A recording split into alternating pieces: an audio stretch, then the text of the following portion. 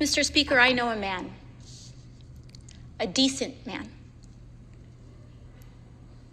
who said that preventing genocide is an achievable goal, a goal that requires a level of government organization and engagement that matches in its intensity the brutality and efficiency required to carry out mass killing.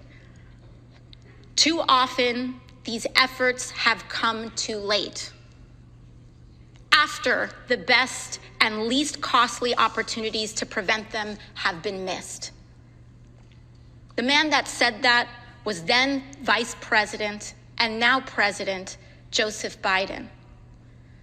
And he was right. Mr. Speaker, I rise to say that such a time is now.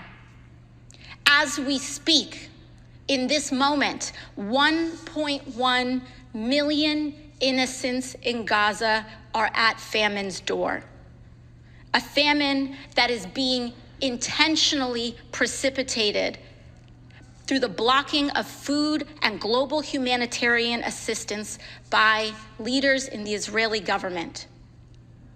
This is a mass starvation of people, engineered and orchestrated, following the killing of another 30,000, 70% of whom were women and children killed.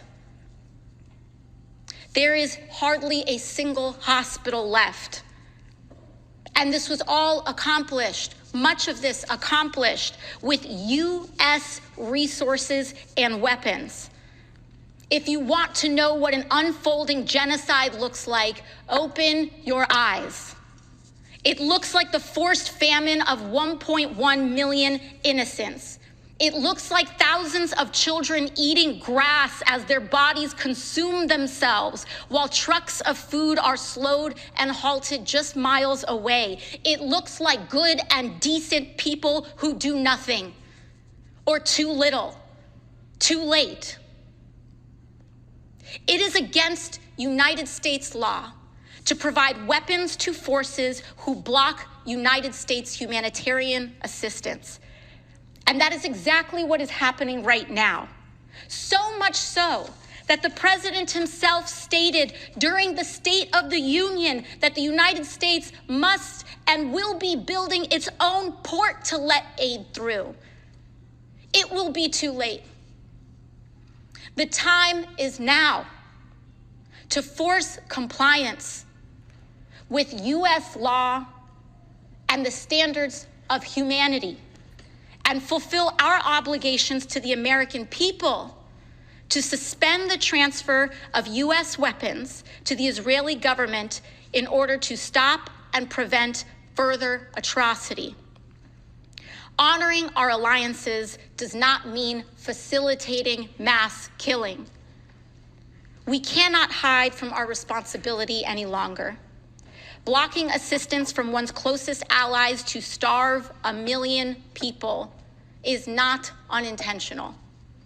We have a responsibility to prove the value of global democracy, enshrined in the upholding of civil society, rule of law, and commitment to human and civil rights. This is not just about Israel or Gaza. This is about us. The world will never be the same, and we will never be the same.